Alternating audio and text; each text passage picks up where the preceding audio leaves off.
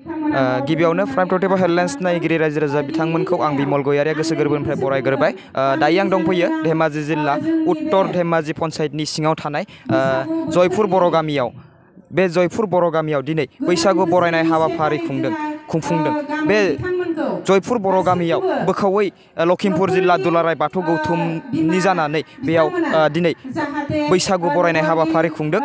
बिनिनो बे बोखावै लखिमपुर जिल्ला बाथौ गौथुमनि धेमाजि बियाब आफादनि आफादगिरि बिथांमोननिफ्राय आं दिनैनि बैसागु बरायनायनि हाबाफारिनि सोमोन्दै आं फंनैसो खोथा मिथिनानै लागोन।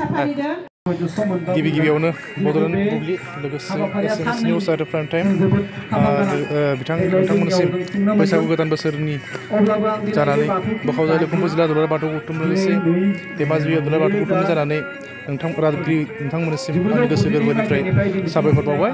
जों दिनैनि बे गोदान बोसोर बैसागो फोरबो फालिथाय बे हाबाफारिखौ जोङो जोंनि नैबे धेमाजि बियाबनि बेन्दोङाव थानाय टाउन जयपुर बाथौ थानसालि धेमाजि बियाब बेवहाय लास्ट उत्तर धेमाजि दिनैनि खालारा जाहैबाय सैत्र दाननि 31 बे खालाराव जोङो बैसागो फोरबो फालिथायनि हाबाफारि बायदियै जों गिबियाव बर' हारिनि गोदोनिफ्राय सोलिबोबाय थानाय नेम आसार खान्थि जेरै दिनैनि बैसागो फोरबो होनोब्ला मोसौ थुखैनाय हाबाफारि। बे मोसौ थुखैनाय हाबाफारियाव जोङो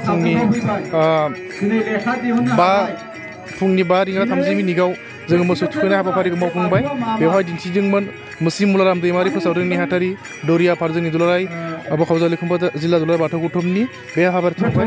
लोगोसे 7 रिंगायाव जोंहा दङमोन मुस्रि दिनेश रामसियारिनि दैदेननाय थानसालि फोसाबनाय आरो लोगोनो फुंनि आर'ज आरो मोन्थिनाय बेखौ दैदेनदोंमोन जोंनि बोखावजाय लखिमपुर जिल्ला दुलाराय बाथौ गौथुमनि दौरि आफादनि आफादगिरि मुस्रि चन्द्र बसुमतारिया। दा हाबाफारि बायदियै फैयै जोङो सावराय जथुम दिनैनि बे फोरबोनि सेथि हाबाफारि सावराय जथुम जों बेवहाय सावराय जथुमनि हाबाफारियाव जों लादोंमोन मासिगिरि मुस्रि चन्द्र बसुमतारिमोन। बिथाङा जोंनि बोखावजाय लखिमपुर जिल्ला दुलाराय बाथौ गाहाय आफादगिरिमोन, नाथाय बिथाङा माखासे न'खरनि उसुबिदा एबा जेंनानि थाखाय फैनो हायासै।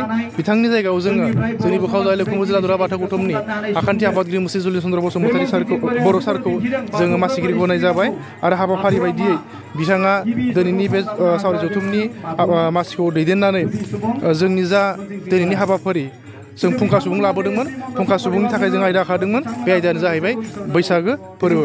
दा बे बैसागो फोरबोनि आयदायावनो जों माखासे फुंखा सुबुं लाबोबावदोंमोन। बिथांनो जाहैबाय मुस्रि राजु रामसियारि गाहाय फोरोंगिरि निरुपमा हागजेन बर' गेजेर फरायसालि। बिथांनो जों आयदाखौ होदोंमोन बाथौ धोरोमखौ मुलुगनां खालामनायाव जोंनि मावनां हाबा। बे आयदायावनो दा सोलिबाय दङ। लोगोसेयैनो जोङो गोजाम बोसोरखौ बिदाय होनानै गाबोन फैनो गोनां गोदान बोसोर बैसागुफोरखौ बरायनानै जों माखासे नैबे धेमाजि बियाबनि बेन्दोङाव थानाय माखासे गामिफोरनिफ्राय मेथाइ खननाय बैसागो मोसाखावरि मोसानायखौ दिन्थिफुंनायजों लोगोसे जोङो गोदान बोसोर बैसागुखौ दिनैनि हाबाफारिजों बरायनाय जाबाय। बैसागु फोरबोआ बर' माहारिनि सायाव माबायदि गोहोम खोख्लैयो? बैसागो फोरबोआ जोंनि बर' माहारिनि सायाव जोबोद गिदिर गोथौ सान्थौ गोहोम खोख्लैयो। जेरैहाय बे आं इसेआगोलाव बुंखाबाय जे बैसागो फोरबोखौ गोदोनिफ्रायनो बर'फोरा फालिबोबाय थानाय बे बैसागो फोरबोआव जोंनि बर' हारिनि गासैबो नेम आसार खान्थि मोसानाय मुसुरनाय दामनाय देनाय रायलायनाय मेथाइ खननाय जंखायलायनाय मोसौ थुखैनाय जेरैहाय जोङो न'खरनि जे हाबाफारि फुंनि समनिफ्राय बाथौ आर'ज खालामनाय माखासे गाबोन 1 खालारनि समावहाय बाथौ आर'ज खालामनायनि सिगांबो न'खरनि माखासे गोथैसि बावनायनि हाबाफारि दं, बेखौ मावफुंनाय जायो। लोगोसे फिथा सौराय एन्थाब जानाय बे हाबाफारिखौ मावफुंबाय थायो। थिग बेजोंनो जोंनि बर' हारिनि नेम आसार खान्थिया गोदोनि फैबाय थानाय खुगाजों खुगा सोलिबोबाय थानायनि गेजेरजों जोंनि बर' हारिनि गासै हारिमुवा बैसागो फोरबोनि गेजेरजों बेरखांजोबो। जों गाबोननि हाबाफारियाव फोरबो हिसाबै बाथौ थानसालि फोथारनाय, लोगोसे नैथियाव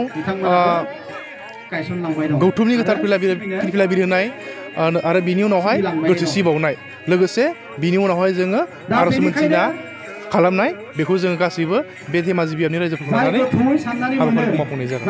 बैसागुआव उन्दैखौ मान होनाय आरो गेदेरखौ सनमान होनायनि गेजेरजों जों बेखौनो फोरमान होनो सानो जे जों बेबायदि हाबाखौ उन्दैया गेदेरखौ खुलुमनाय बियो जाहैबाय जोंनि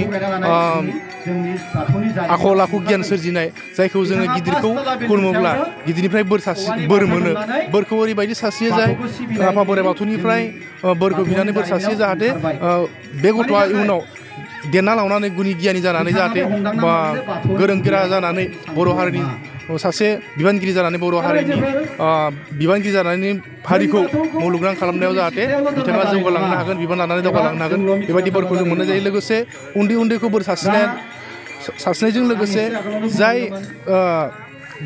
गथ'आ गेदेरखौ खुलुमगोन अब्ला बे बोरखौ होयोब्ला जोङो जोंनि बर' हारिनि गेजेराव जुदि गुनि गियानि जागोन होमबाना जोङो बयबो रोंगौसा जानानै हारिखौ फोथांना लाखिनायाव मुलुगनां खालामनायाव जों बयबो हेफाजाब मोनगोन बेखौ जों मिजिंथियो।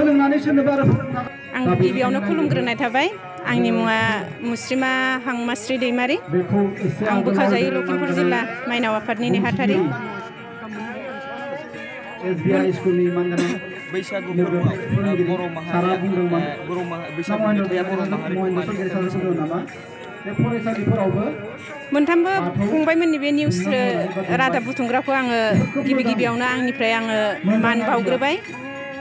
बैसागु मेथाइया जोंनि बे बर' हारिनि रंजाथाइखौ माब्रै रंजाखांहोयो होनना बुङोब्ला जोंहा बेयाव गोजां बोथोरा बारग'लांनाय लोगो लोगो मिथिंगाजों लोब्बा लानानै दिनै बोथोरजों लोब्बा लानानै जोंनि गोसो गोरबोआबो जेरै गोजां बोथोरा थांनानै गोदान बोथोरा फैयोब्ला जेरै बिफां लाइफाङा गोदान महर लायो सोमखोर महर लायो बिदिनो गोदान बिलाइ गोरलै खिलिनानै मिथिंगाया जेरै सोमखोर समायना जायो थिग बेबायदिनो जोंनि गोसो गोरबोआबो गासिबो मेथाइजों गोरोबनानै दामनाय देनाय जोंनि बर' हारिनि खाम सिफुं गासिबो रिंखांनायजों लोगोसे जोंनि गोसो गोरबोआ गुस्लायफायो बोथोरजों लोब्बा लानानै जोंनि गासिबो गोसो गोरबोआनो गुस्लायफानाय जायो। बैसागुआ बेनो जेरै बोथोर सोलायनाय लोगो लोगो फागुन सैत्र दानाव जेरै उदां बोथोर बेबायदिनो बारहुंखा सारअन्थाइ जेरै फैयो बेबायदिनो बारदै सिख्ला जोङो बारखौ जोङो बारदै सिख्लाजों रुजुयो मानो होनोब्ला जेरै बारहुंखाया सिमब्रे सिमब्रा बारबोयो बेबायदिनो जोंनि गोसो गोरबो रंजानायाबो बेबायदिनो हायला हुइला रंजाखांनानै बै बोथोरजों लोब्बा दं होननानै जोङो लोब्बा दं होननानै जोङो सानो।